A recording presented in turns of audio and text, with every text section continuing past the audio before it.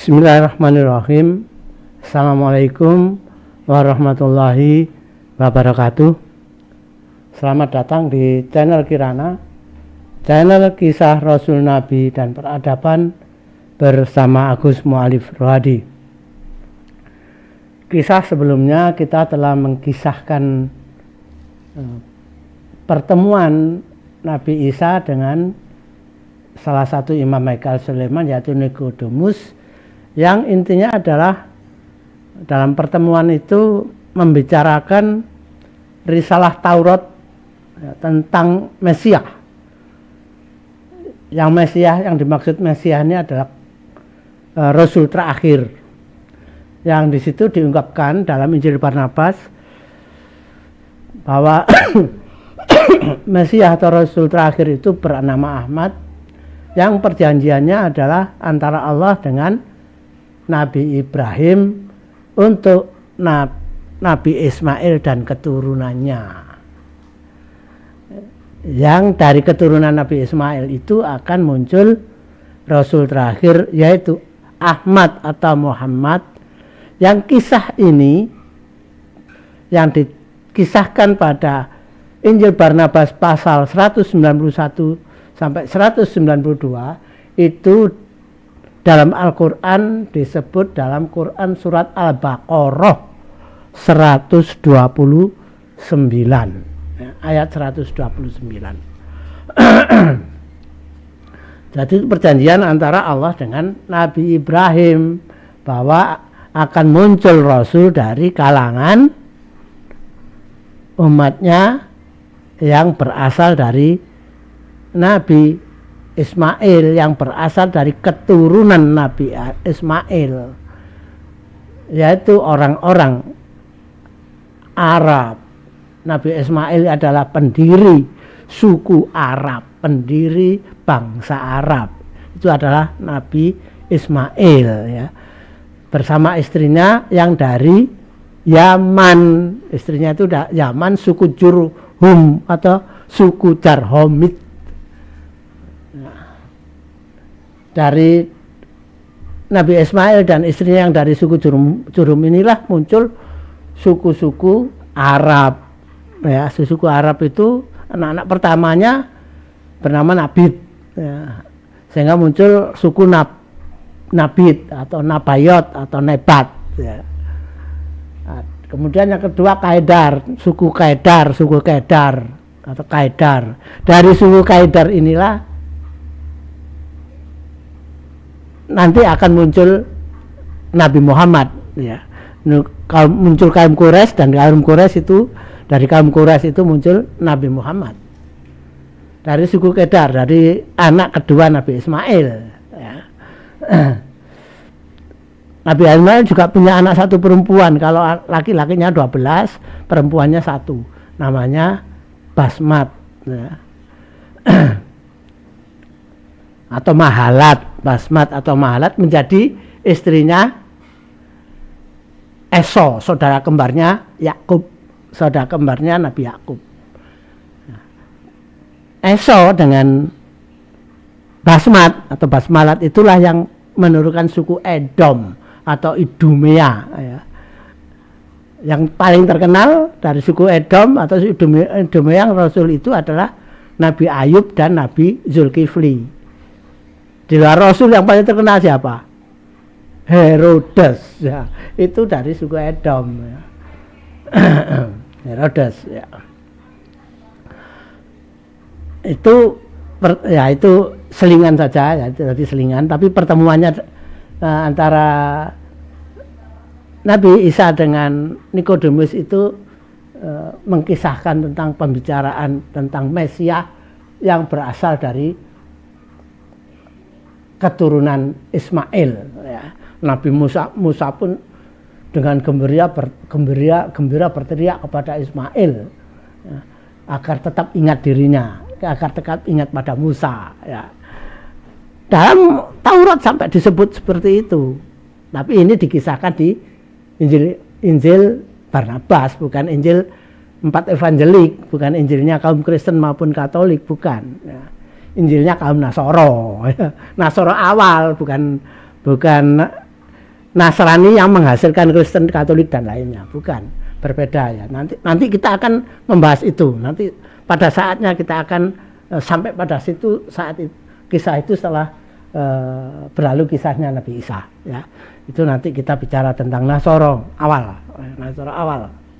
Atau kalau dalam Quran itu Hawariyun ya, Hawariyun.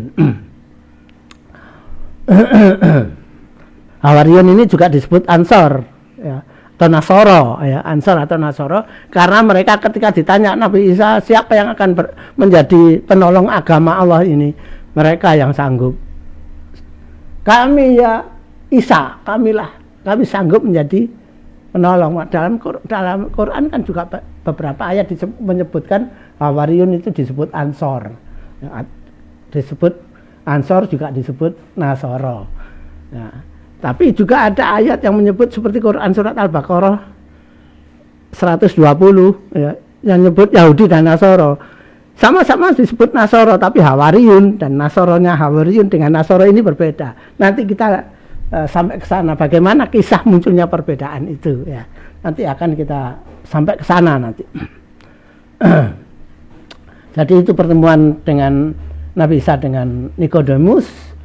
Juga setelah pertemuan dengan Nikodemus itu, kemudian ya Nabi Isa pergi dari Haikal Sulaiman, terus kemudian suatu saat beberapa waktu kemudian ya, ke Yerusalem lagi. Sebelum masuk ke Yerusalem, ketika sedang masuk bulan hari raya Paskah, Nabi Isa datang lagi ke Haikal Sulaiman, mampir dulu ke rumah Lazarus ya, ke rumahnya Lazarus di Betania yang letaknya di dekat Yerusalem. Ya, kemarin sebelumnya sudah kita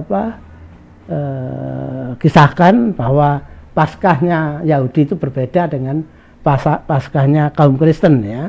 Kalau Paskahnya Yahudi itu untuk memperingati hari raya, untuk memperingati keselamatan anak sulung ya, anak sulung Bani Israel ketika masih di Mesir ya, pada saat Allah akan mengazab rakyat Mesir dengan membunuh semua anak sulung ya, dari Mesir, sejak bayi maupun meskipun masih bayi sampai umur yang sudah kakek nenek ya, akan dimatikan semua. Tentang Lazarus, Injil Barnabas 193 mengkisahkan bahwa orang ini adalah orang yang sudah mati dan telah dikuburkan ya.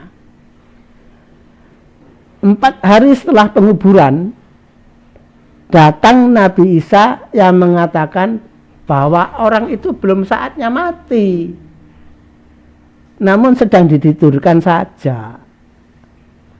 Nah, penduduk membantahnya karena memang mereka melihat bahwa orang tersebut telah mati hingga kemudian dikuburkan. Namun Nabi Isa kemudian meminta penduduk membuka kuburnya dan membuka kain kafannya. Nah, ini mukjizatnya Nabi Isa lagi ya. Setelah itu dengan mukjizatnya Nabi Isa memanggil namanya. Dan ternyata Lazarus bangkit. Sudah dikubur 4 hari, dipanggil Nabi Isa, bangkit, hidup kembali. Kemudian Nabi Isa memerintahkan kain kafannya agar dibongkar. Tentu ya, penduduk Betania sangat heran dengan kenyataan tersebut, namun juga gembira, terutama saudara-saudara perempuan Lazarus, yaitu Maria dan adik perempuannya yaitu Marta ya, atau Magdala. Marta ini juga disebut juga namanya yaitu Magdala. Marta atau Marta yang juga disebut Magdala. Injil Yohanes pasal 11 ayat 1 sampai 44 mengisahkan hal yang sama tentang Lazarus. Ya, Injil Yohanes pasal 11 ayat 1 sampai 44. Nah, 44 ayat jadinya ya. Ini mengisahkan hal sama tentang Lazarus. Ini adalah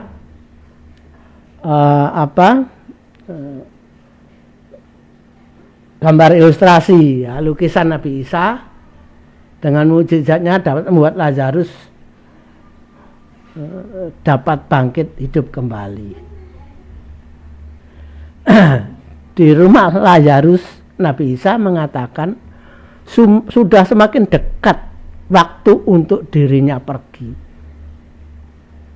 Ya, jadi perkataan Nabi Isa kepada sahabatnya ketika masih di Damaskus bahwa sudah dekat waktunya dia pergi, diulangi lagi di rumahnya Lazarus ya, yang mengatakan bahwa waktu untuk dirinya pergi sudah semakin dekat. Ya. Jadi Nabi Isa mengerti apa yang akan terjadi pada dirinya itu. Sedangkan kapan kepergiannya juga sudah tahu. Jadi Nabi Isa itu sudah paham apa yang akan terjadi pada dirinya. Setelah dari rumah Lazarus, Nabi Isa kemudian mengajak pengikutnya pergi ke Yerusalem. Injil Barnabas pasal 200 sampai 201 mengisahkan kepergian Yesus ke Yerusalem ini. Ya. Yesus menyuruh muridnya yaitu Peter dan Yohanes untuk mencari 2 keledai. Ya.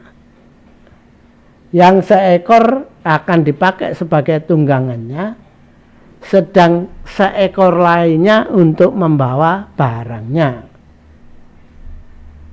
Setelah didapatkan keledai tersebut, kemudian Nabi Isa dan para pengikutnya pergi ke Yerusalem. Ya, ini ada nama Yohanes lagi ya.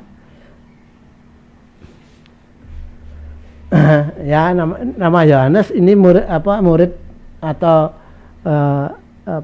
murid sekaligus sahabat dari Nabi Isa, Yohanes ya. Tapi bukan Yohanes Nabi Yahya ya.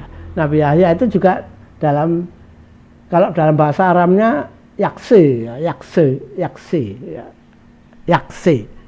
Tapi kalau dalam bahasa Yunani Yohanes.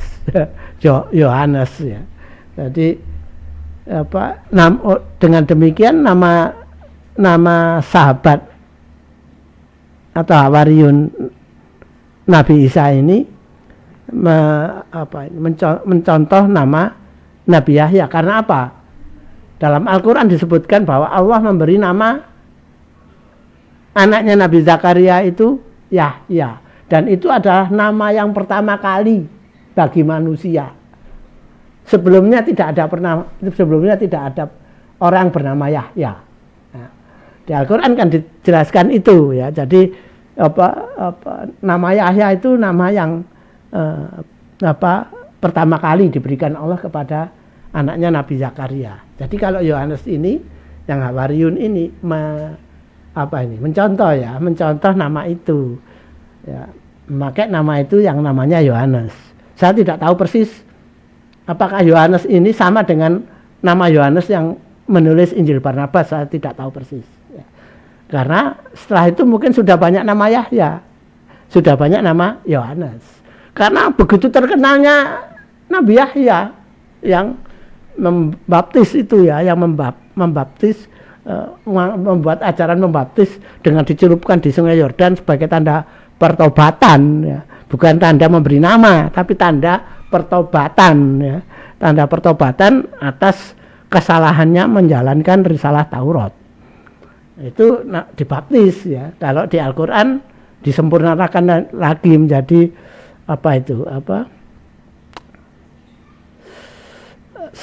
sikbat Allah ya, sikbat Allah ya. Sikbat Allah ya, membaca kalimat syahadat, bertobat terus kembali membaca kalimat syahadat ya.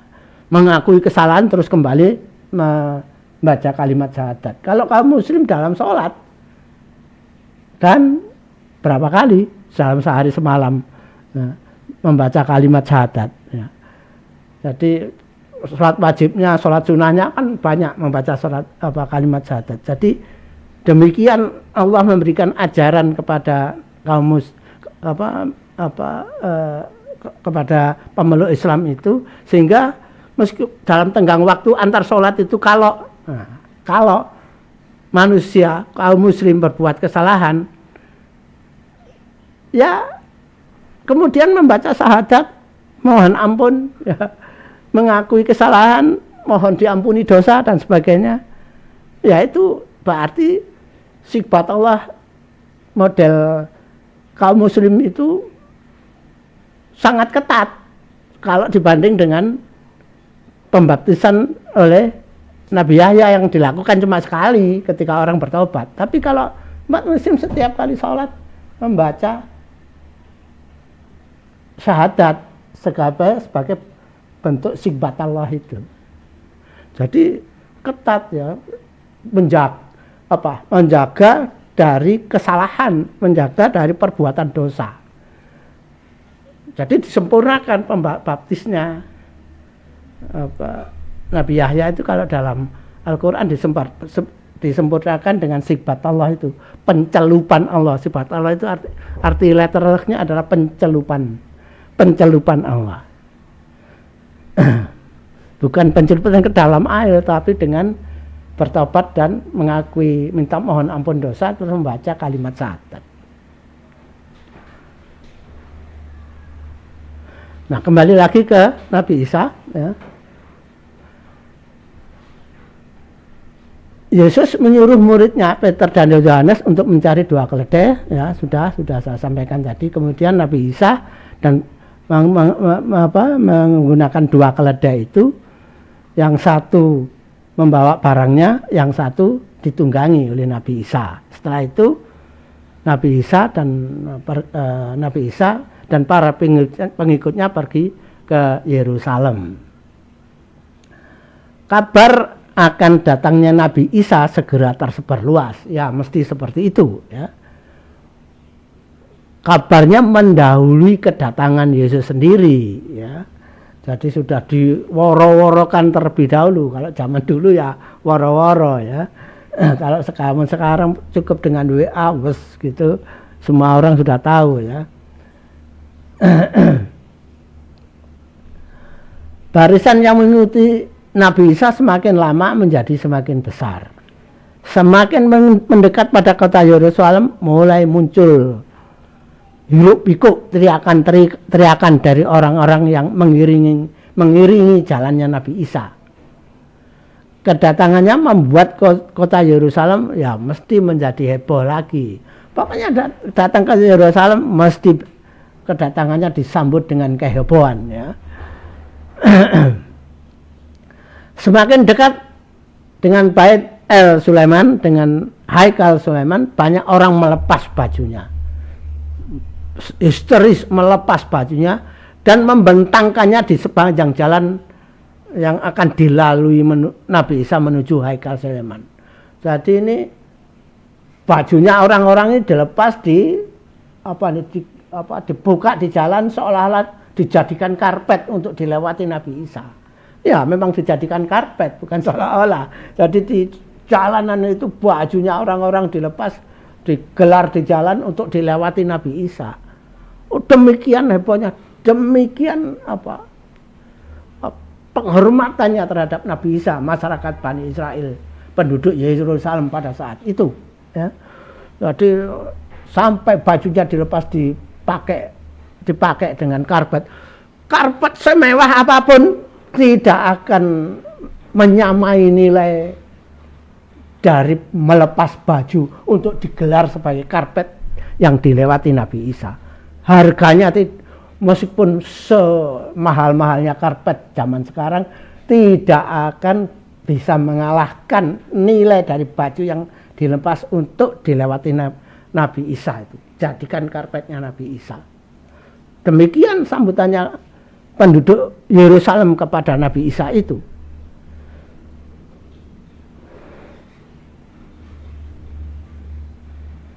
Nah, ini lukisan itu, ya. Orang meletakkan pakaiannya untuk jadikan karpet dilalui oleh Nabi Isa dengan naik keledai itu. Ya. Yang dinaiki adalah keledai betina. Ya.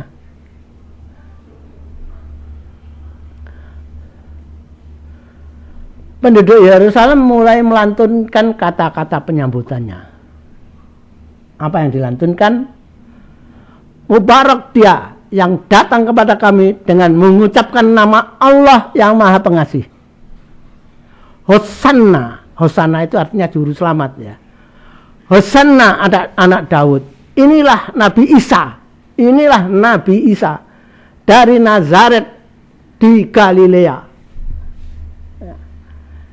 Itu yang ditulis di Injil Barnabas. Nah, Injil Matius pasal 21 ayat 1 sampai 10, Markus pasal 11 1 sampai 11 dan Yohanes pasal 12 ayat 14 sampai 15 juga mengisahkan kedatangan Yesus yang ke Yerusalem, kedatangan yang sama yang dikisahkan oleh Injil Barnabas ya, dengan menunggangi keledai betina ya. Kedatangannya yang disambut gegap gempita oleh Bani Israel membuat para musuhnya semakin meningkat rasa bencinya. Itu yang dituliskan dalam Injil Matius, Markus, dan Yohanes ya. Nabi Isa datang dengan naik keledai betina. Sedangkan anak keledainya untuk membawa barang-barangnya. Suatu kedatangan yang aneh. Tapi ini menimbulkan kegemparan. Ya, aneh karena apa? Cara kedatangan orang yang hebat yang sangat kontras dengan kebiasaan gaya para pejabat istana Roma maupun istana Herodes maupun kedatangan para imam Haikal Sulaiman. Kalau orang istana baik istana Roma maupun Herodes datang ke Haikal Sulaiman naik kereta yang ditarik kuda ya. Kalau para imam datang dengan naik kuda, nah ini Nabi Isa datang dengan naik keledai betina. Ya, apa maksudnya seperti itu? Ya, banyak tafsir tentang itu ya, yang itu bisa tafsir menyindir ya, bisa menyindir kelakuan pejabat istana, ya, kelakuan para imam ya, bisa ditafsir seperti itu. Nabi Isa langsung masuk ke Haikal Sulaiman dan langsung melaksanakan sholat ya. Tentu Haikal Sulaiman menjadi penuh sesak baik di dalam ruangan maupun di halamannya hingga melupur di luar kompleks Haikal Sulaiman.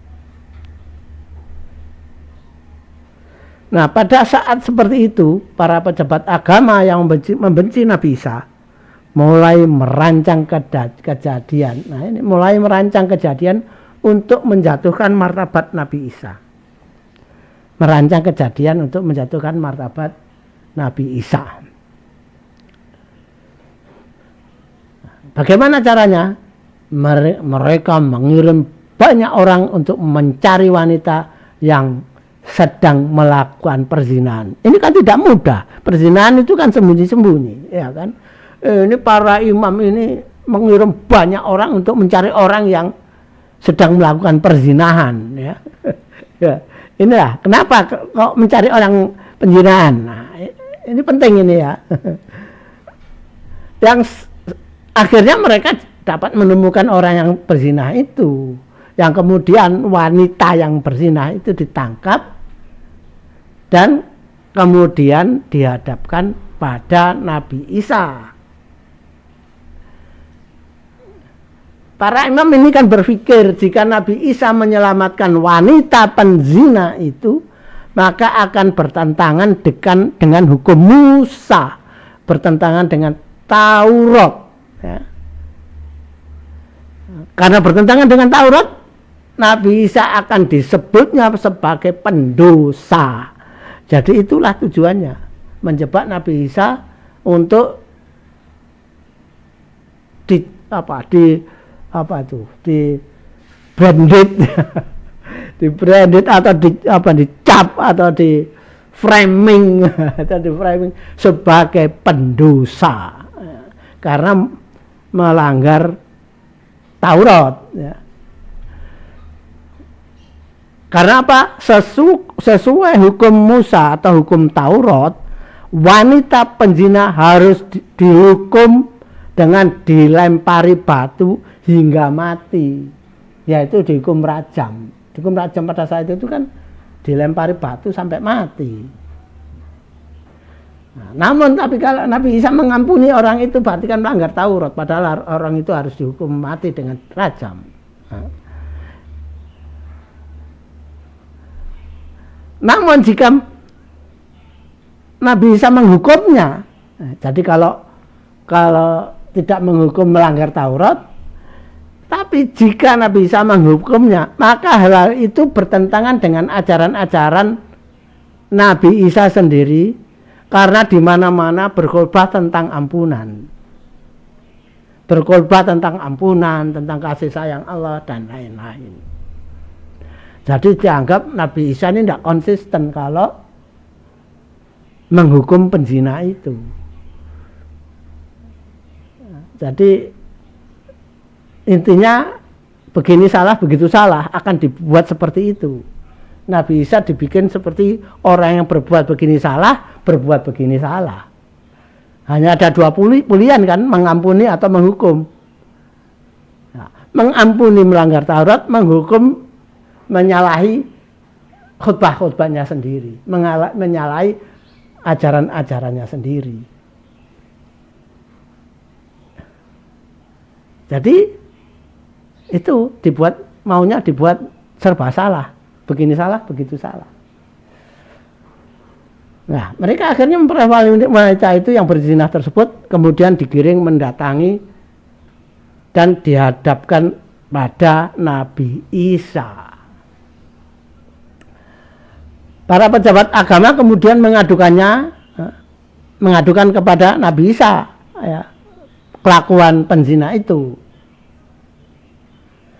Mendengar itu, Nabi Isa kemudian membungkukkan badannya, membuat gambar, ya, jadi membungkukkan badan, membuat gambar di tanah, ya, yang dengan mujizatnya gambar tersebut bisa digunakan sebagai cermin. Jadi Nabi Musa menggambar lingkaran di tanah, buat lingkaran di tanah begitu.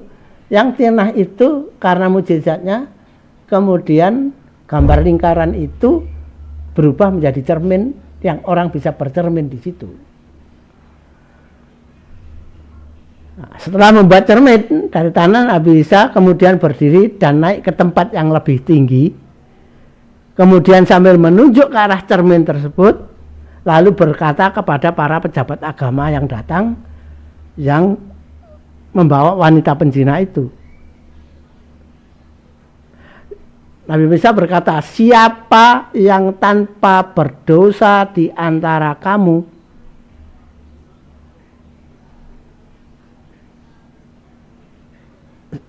seraya Nabi Isa meminta para imam ini bercermin di cermin itu.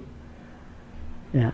Siapa yang tanpa berdosa di antara kamu, seraya tangannya menunjuk cermin itu agar para imam itu bercermin, biarkanlah menjadi orang pertama untuk melemparinya dengan batu. Jadi yang tidak berdosa ketika melihat cermin itu disilahkan menghukum wanita itu dengan melempari batu.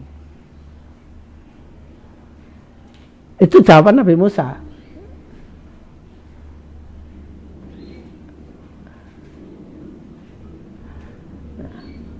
Jadi para imam itu disuruh bercermin. Ini adalah lukisan Nabi Isa atau Yesus menggambar di tanah yang kemudian dapat berfungsi sebagai cermin di hadapan wanita penzina itu. Ya.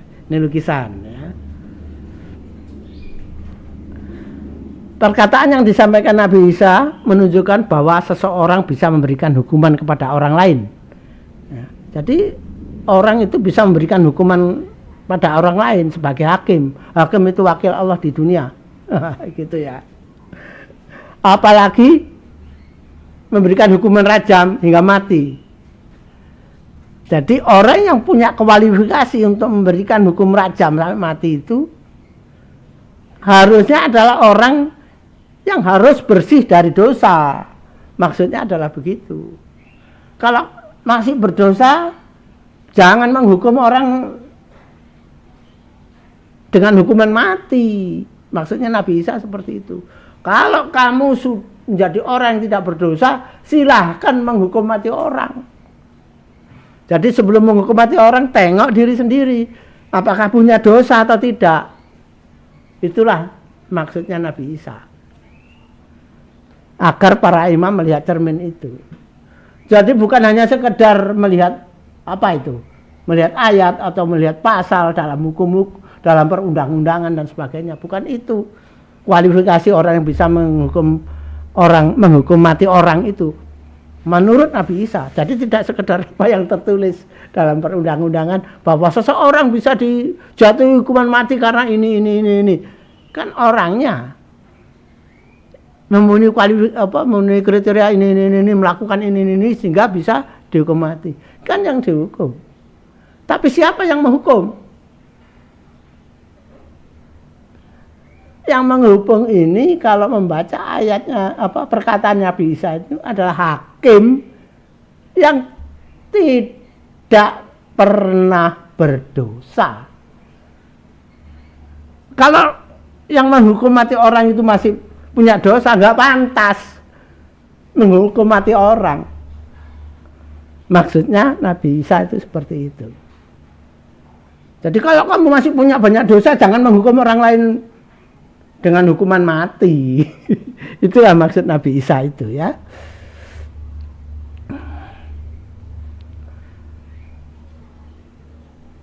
Para pejabat agama dan para pengikutnya kemudian maju satu persatu untuk bercermin agar dapat menjadi orang yang akan melempari batu pada penzina itu, ya, pada penzina tersebut.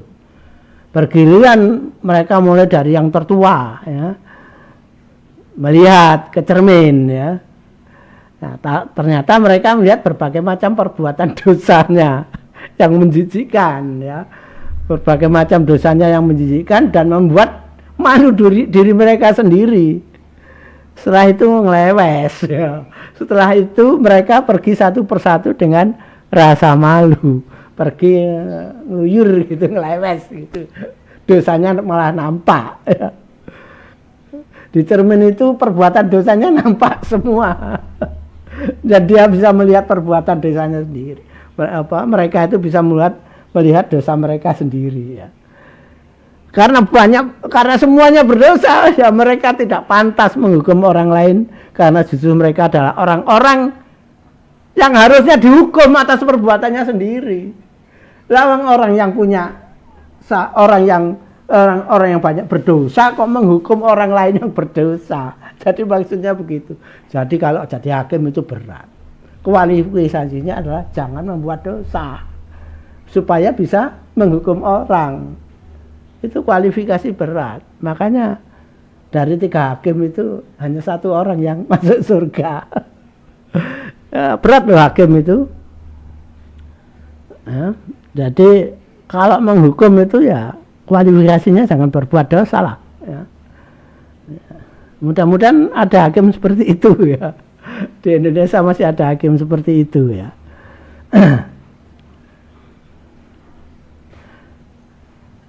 Nah, akhirnya para imam yang membawa wanita penzina itu habis semua, pergi semua meninggalkan wanita penzina itu. Nah, setelah para imam itu pergi semua, Nabi Isa bertanya kepada wanita tersebut, "Hai perempuan, kemana perginya mereka yang akan menghukum kau tadi?" Lalu dijawab oleh perempuan tersebut sambil menangis, "Tuan, mereka telah pergi. Dan jikalau engkau mau memaafkan aku, demi Allah aku tidak akan berbuat dosa lagi." Lalu Nabi Isa menjawab, "Barakallah, ya. Pergilah menurut jalanmu dengan damai dan jangan berbuat dosa lagi." Karena Allah bukan mengutus aku untuk menghukum engkau. Karena Allah bukan mengutus aku untuk menghukum engkau. Jadi wanita itu disuruh pergi oleh Nabi Isa. Karena yang akan menghukum juga sudah pergi semua. Nggak ada orang yang menghukum. Dan Nabi Isa sendiri diutus bukan untuk menghukum perempuan itu. Jadi nggak ada yang menghukum. Tadi disuruh pergi. Jadi mau menjebak nggak bisa ya. Malah lihat dosa-dosanya sendiri. Perbuatannya para imam itu. Injil Yohanes pasal 8 ayat 2 sampai 11 menceritakan pula hal ini, namun agak sedikit berbeda. Jika pada Injil Barnabas diceritakan Nabi Isa membuat gambar di tanah yang bisa berfungsi menjadi cermin, sedang pada Injil Yohanes disebut Yesus berjongkok dengan berkata, siapa yang merasa bukan pendosa dipersilahkan untuk melempari wanita penzina dengan batu sampai meninggal. Setelah itu Yesus menuliskan sesuatu di tanah.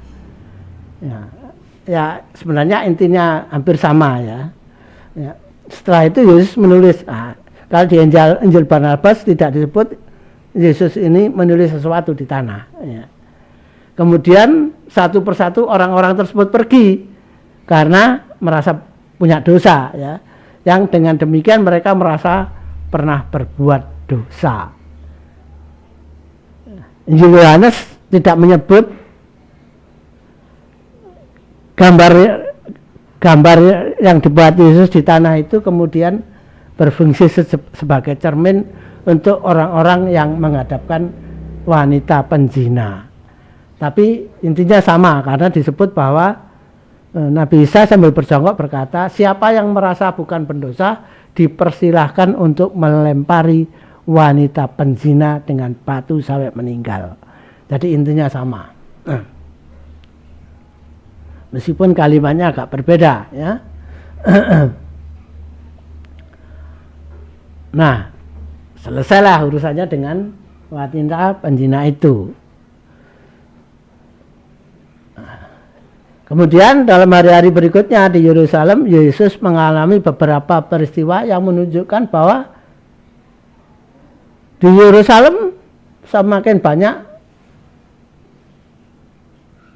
Di Yerusalem ini banyak orang, jadi menurut apa yang dilihat Nabi Isa itu, di Yerusalem ini semakin banyak orang alim. Orang alim itu artinya orang berilmu ya, yang tidak saleh. Yesus menyaksikan di Yerusalem ini banyak orang alim yang tidak soleh. Orang alim, orang berilmu tapi tidak soleh. Banyak orang alim yang menjadi pendosa, yang menggunakan ilmu agama hanya untuk memenuhi syahwat kuasa dan serakahnya. Sehingga di suatu hari Yesus menangis ketika menyampaikan firman Allah yang telah diterimanya, yang firman tersebut menyangkut nasib Yerusalem dan Haikal Sulaiman, sebagaimana yang dikisahkan dalam Injil Barnabas pasal 202 203.